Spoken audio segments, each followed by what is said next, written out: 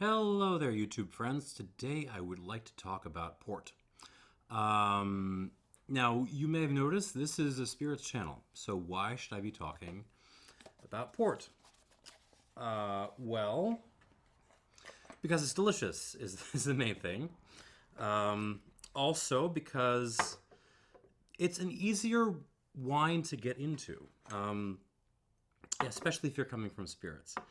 And also because since port popularity has kind of been on the decline for a couple of decades now, it's relatively affordable for what it is.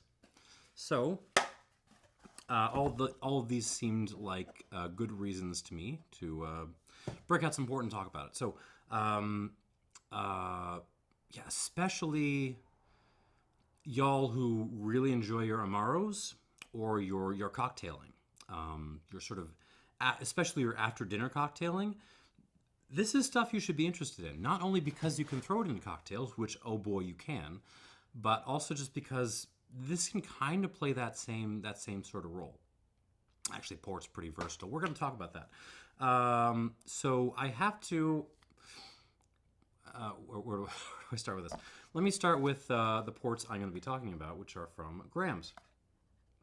Now, Graham's is not one of my favorite port houses. So the landscape of port is very much dominated by a couple of very, very large houses owned by sort of big international corporations. Graham's is owned by Symington, which is the biggest of the bunch. And Graham's, the house style of Graham's is very, very kind of sweet and syrupy and dessert driven. I actually tend to prefer their label mate Dow because it tends to be a little bit drier. There tends to be more acid to it. But that's because I'm a wine head, and y'all might like Graham's just fine. Okay, so now that's the way we're gonna taste through these. So what's port? Well, let's draw a distinction between the I don't know if you can see this. You probably can't see that, right? It's like tiny green writing. Vinho do Porto and quote-unquote port. Because there is now some international legislation on the use of the word port. You are not supposed to be able to use it for any product that does not come from the Douro region and a couple of associated regions in Portugal.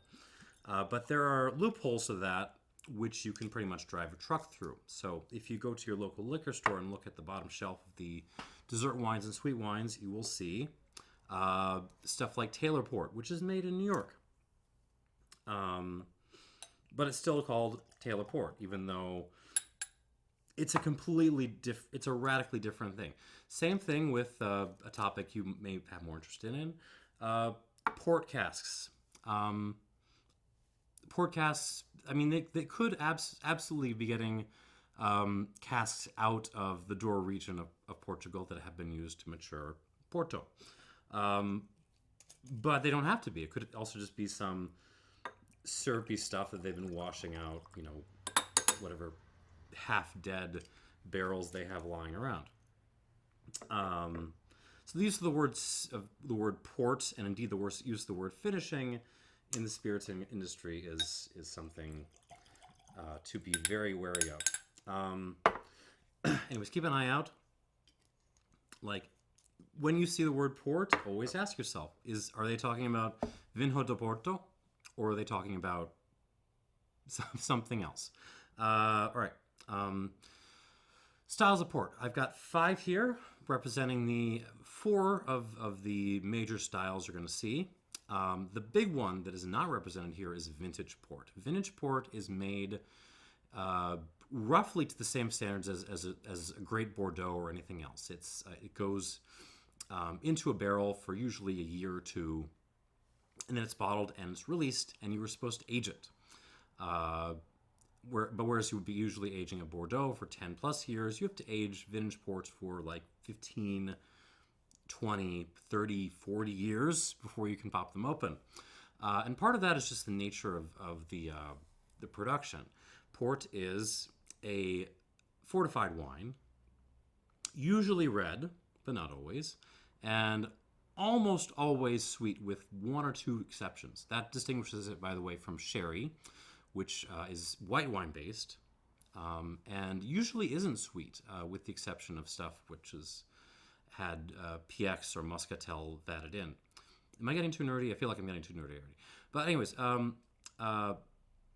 port, most of the time, red wine. The vintage port is the serious stuff. It can cost, over $100 easily. The market is also a little bit upside down in that you can kind of get aged vintage port from the 90s for cheaper than you can get, not very aged recent releases from 15, 16, 17, 18. It's a little bit of a mess. I'm actually kicking myself because I had a war, 1994, that I finished off last year at Christmas, that I could have saved for a video like this. All right, but okay, let's start tasting these things. Okay, so first off, we're going to do the white port, the Graham's Fine White Vinho do Porto, 19% alcohol. So this is fortified. They are so you're pressing your grapes as normal, right? And then you were letting a little bit of fermentation happen, and then you were at about halfway through fermentation, you were adding distilled grape spirit to your must to stop fermentation and kill all the yeast and stop fermentation. If you're making a red wine, you're trying to get as much maceration as you possibly can in that short period. But basically, so one thing to notice is that the sugar is not added into this. That's just stuff that was left over after they stopped fermentation. So it's perfectly natural. Right, now you will notice that this white port has a good bit of color to it. That is not from oak aging, although you will see some reserve and even 10-year-old white ports that see oak aging. This is really from oxidation. White port is usually drunk in Portugal with topped up with like tonic water. I think it's great on its own. I kind of love this stuff. On the nose, by the way, I'm just using Glencairns because my little tulip glasses are all packed away and I don't want to get them out.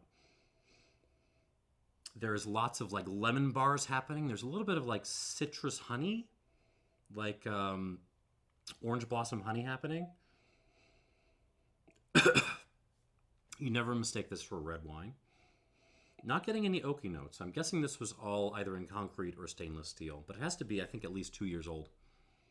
Reserves have to be 3, although more realistically they're 5. And again, you will see 10-year-old white ports as well. So the citrus and the honey is really dominating this.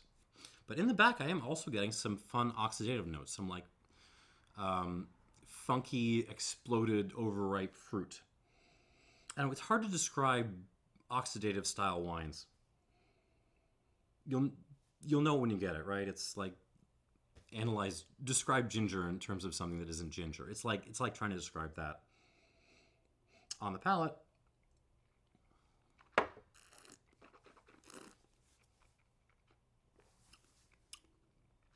ooh.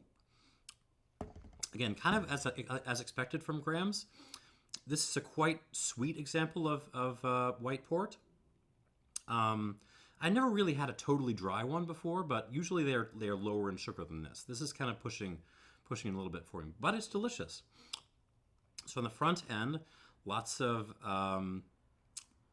like lemon drops candy happening. Most of the sugar is actually happening on the front end. It's a little bit floral. That kind of orange blossom honey thing is still there.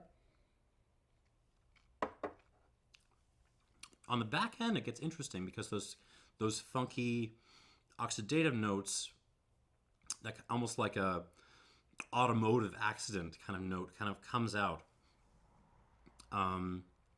This is big. Again, it's 19% alcohol, so it is a fairly big white wine. I would chill all of these down, by the way. Not like to freezer cold, but like if you can get them down to maybe 55, 60 degrees, I think that's comfortable.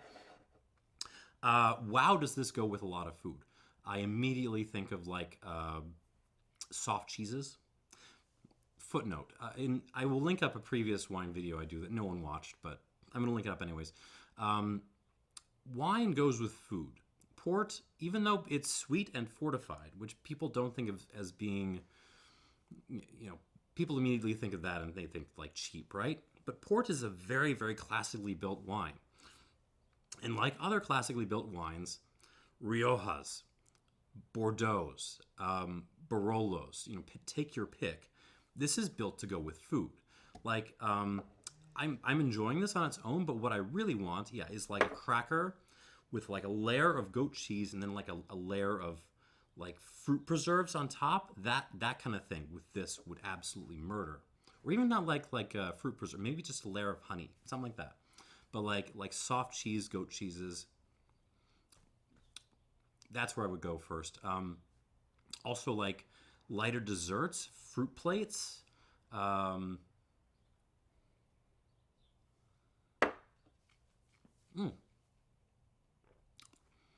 It's still a hair bit too sweet for me, but if you're doing like slightly sweeter curries, Thai curries, that kind of thing, I think this would also work really, really well.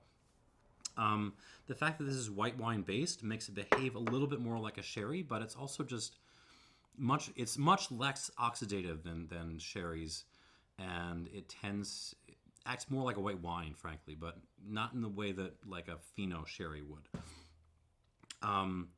But it's also like very dessert-like at the same time.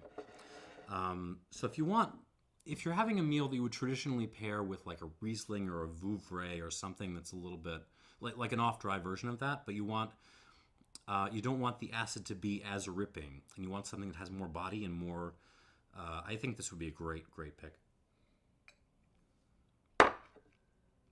Nice, and it's not even my favorite white port in the world. Okay, moving on to the second major style. You'll see Ruby Port. Ruby Port is so it's obviously, as you can see from the color, this is a red wine. It has seen quite a bit of maceration. This is aged again, I think at least 2 years for basic Ruby, 3 years for Reserve, although realistically they're older than that. But these tend not to see oak aging. They tend to be aged in concrete, in steel tanks, in glass, because you want to keep the fruit. Yeah, and you were getting lots of fruit on the nose of this.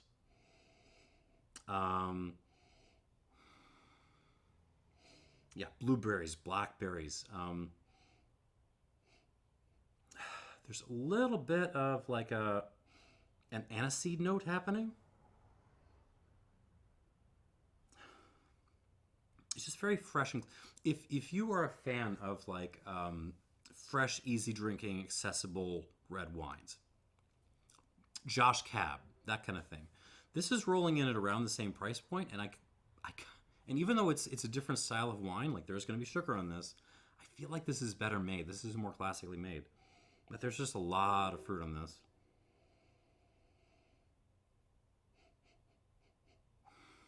A little bit of like a black tea note as well, like a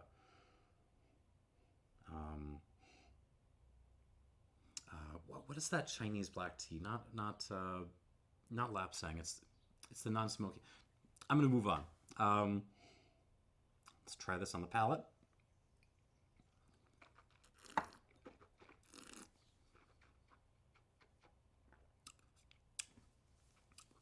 Clean. Quite sweet. Again, the Graham style, it's not very dry. I would love to have some more acid in this, honestly. I would love to have just give me a little bit more zip in there, but it's nice.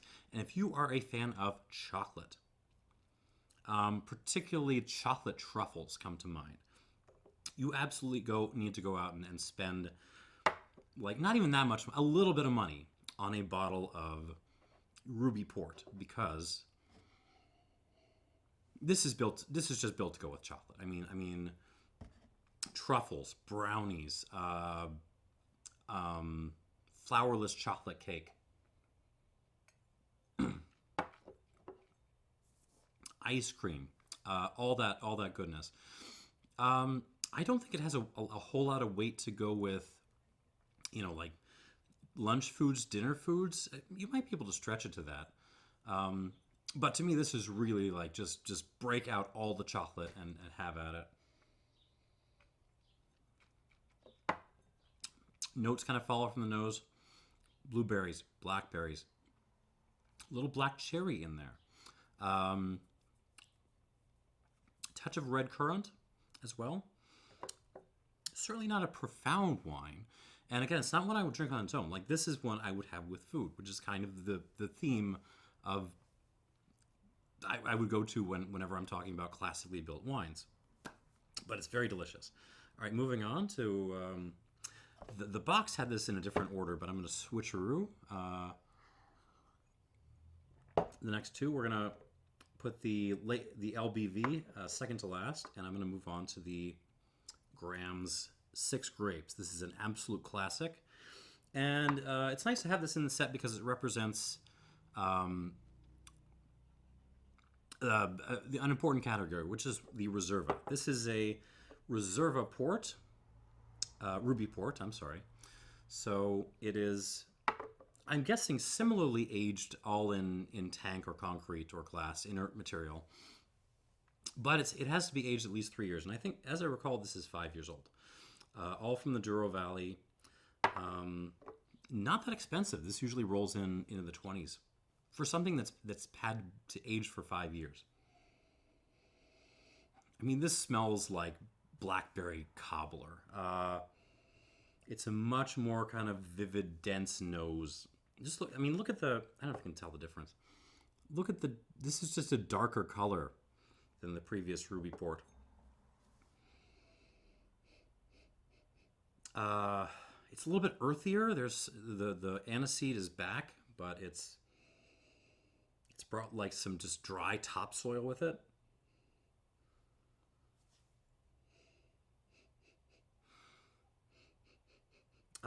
Definitely some black currant happening.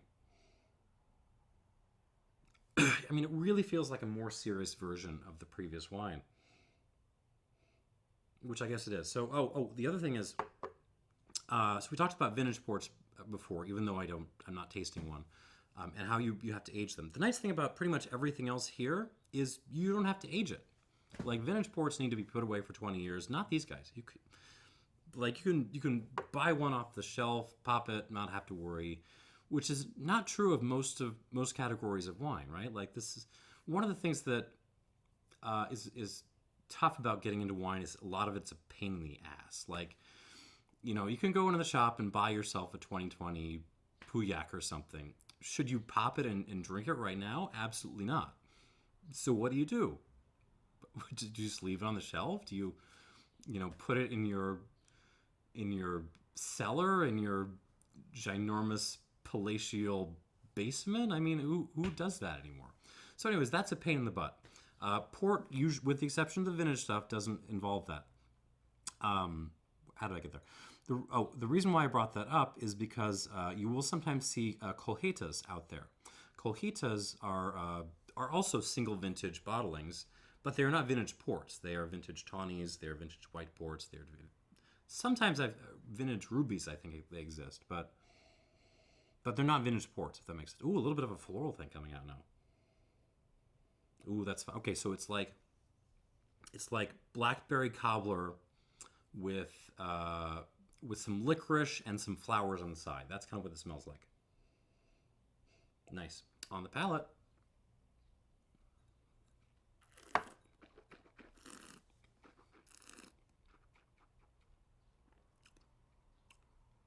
Ooh. I was poo-pooing Graham's for not being dry enough, but this little guy right here, the 6 Grapes, actually has a really nice dry back end. Don't mistake me. There's a lot of sugar in this, especially on the front end. It really just feels like I just took a bite out of some, blackberry pie. But on the back end, there's tannins. This has some grip to it. This feels like, I just washed down my blackberry pie with like some really overstewed tea. Like, that's kind of the vibe that's happening here.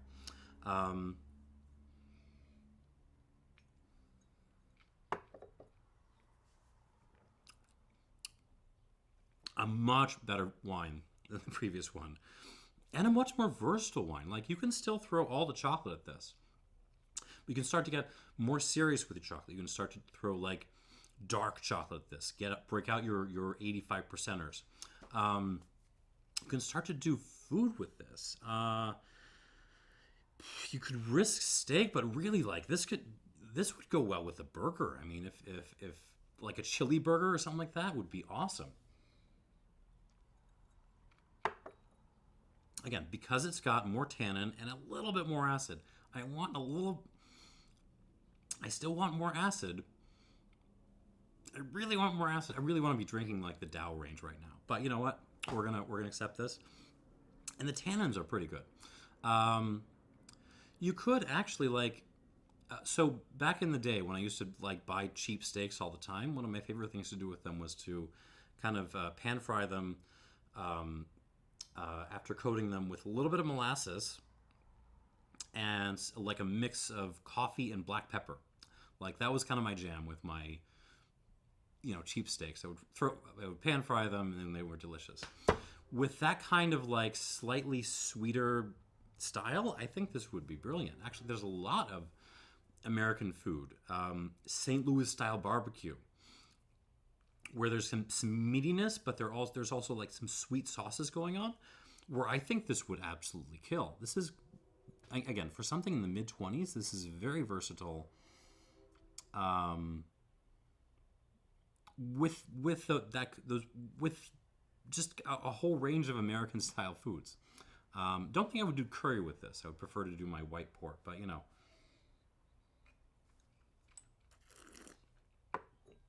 So that's a Reserve Ruby. No oak in this that I can detect, but it just has a lot more weight. All right, moving on to bottle number 4. This is the LBV. Come on, focus. It is a late bottled vintage port, and this is a 2015. So late bottled vintage is something that I think the style has changed a lot in Porto over the last couple of decades. So it used to be, you would have your vintage port. Like, you would make your port, you would throw it in the barrel. You would intend for it to be a vintage port. That would just be what it was. And then if the quality was really, really good after you kept on checking it, you would do a declaration of the vintage. You would sell that as a vintage port, because not all years there's going to be more years now because they want to make more money, right? But not every year was supposed to be a vintage port year. So what do you do with all those years that weren't vintage ports? Well, you kind of just leave them in barrel and you wait to see if they get any better. And eventually you just kind of like fold, you take them out of the barrel, you bottle them in whatever the shape they are, and you charge less money for them. That's old school late bottled vintage port. Basically something that tried to be a vintage port, failed, stayed in barrel longer than was intended, usually 4+ years, and then is kind of bottled in that. So it used to be a kind of halfway point between vintage port and tawny port. Nowadays, stylistically, I think there's just a lot more wine where they intend to make it in a late bottled vintage port style to begin with. So it's just not going to have the same grippy tannins and structure, as we say in the wine world, as you're going to get with a full-blown vintage port. It's just a lighter style. So think of it as something more in between, almost like a ruby port, a Reserve ruby port, and a tawny port, which we're going to get to, than in between a tawny and a full-blown vintage port. Make sense? But they're nice wines. I really like these things. Ooh, and the nose is actually very expressive. So I am getting some oak on this. Little cinnamon happening, but it's really like just lots of black fruit as well. Blackberry, blueberry, blackcurrant, grapes. There's actually a lot of just straight up grapiness on this. aniseed, just a little bit of earthiness. It's just a little bit more eager to come out than the previous glasses, which I like. On the palate.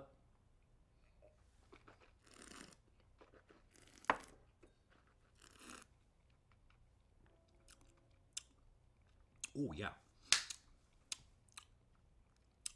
Much more grip on the back end of this, and more acid than the previous bottle, the 6 grapes. This is kind of rocking. You could have a steak with this. Like, I'm not even talking about my cheap steak that's been adulterated with molasses and coffee and pepper. I'm just talking like straight up. Give me like a nice top sirloin with some taters on the side, and I'm happy. Like this would work with that. It has enough tannin on the back end and enough acid to kind of cut through the fat.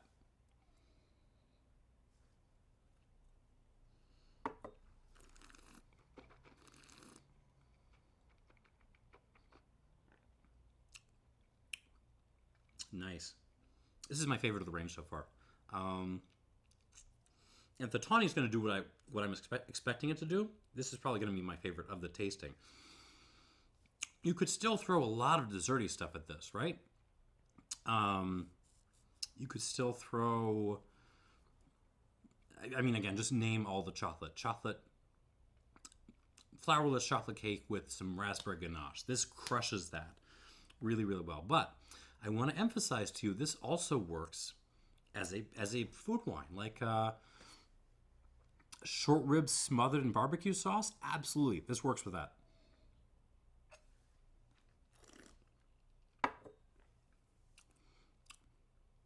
It's also just a hell of a nightcap. I mean, if you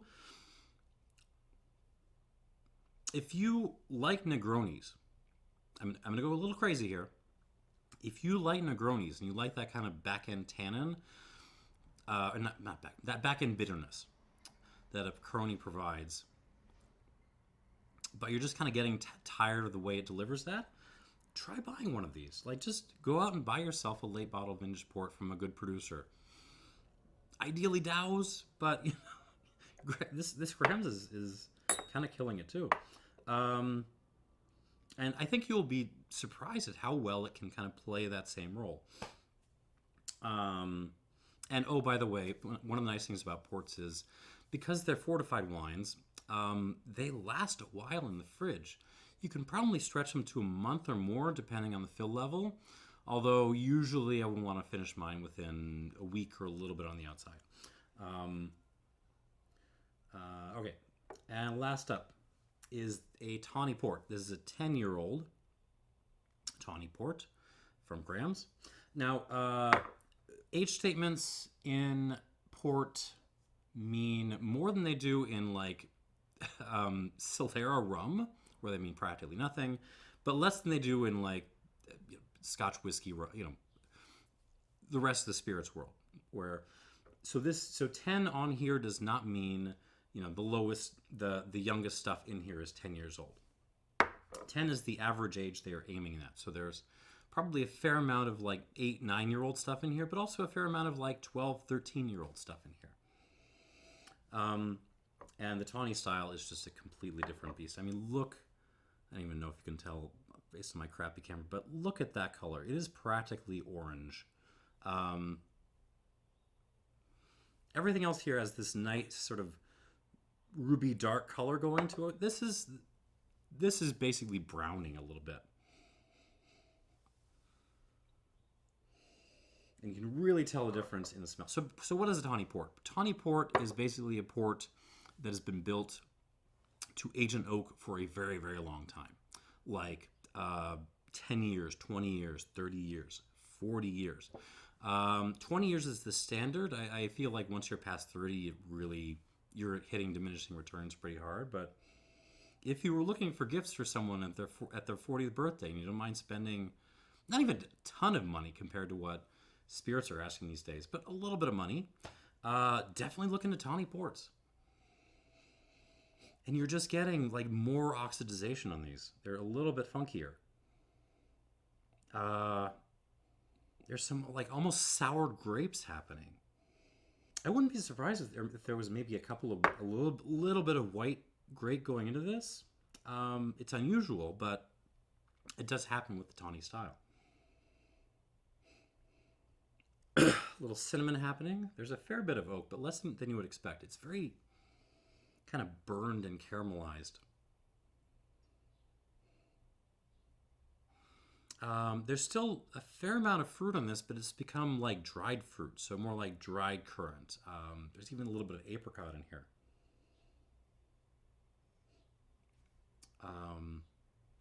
So again, this is kind of the 10-year-old is when tawnies start to get a little bit serious, but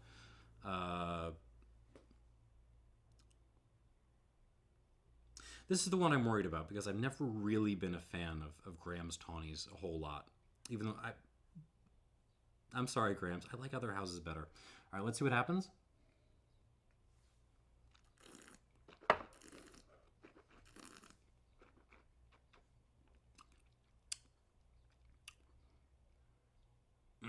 Yeah. I want more acid from these things. These are wines, man. They should be pushing the pH way down, and the Graham's range just doesn't do that. But it's still really nice. You know what this really makes me want is a cigar. Give me something nice from the My Father factory. Give me a glass of this, and I am very happy. And you will need to also give me about an hour and a half away from my kids for that, but which is less likely to happen. I mean, the classic pairing with tawny ports, you could go stuff like blue cheese. Definitely like Stilton or Roquefort would work beautifully with this.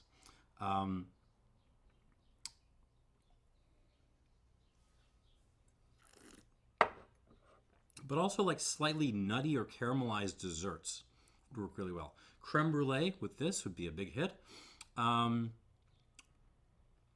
Like just give me a bagel with some Nutella on it, and I think this would work really well with that.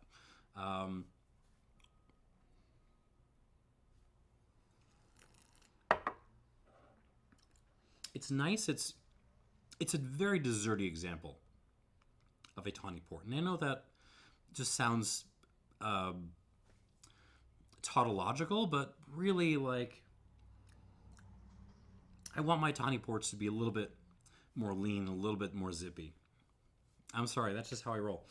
So for me, my favorite of the range is actually this late bottle vintage port.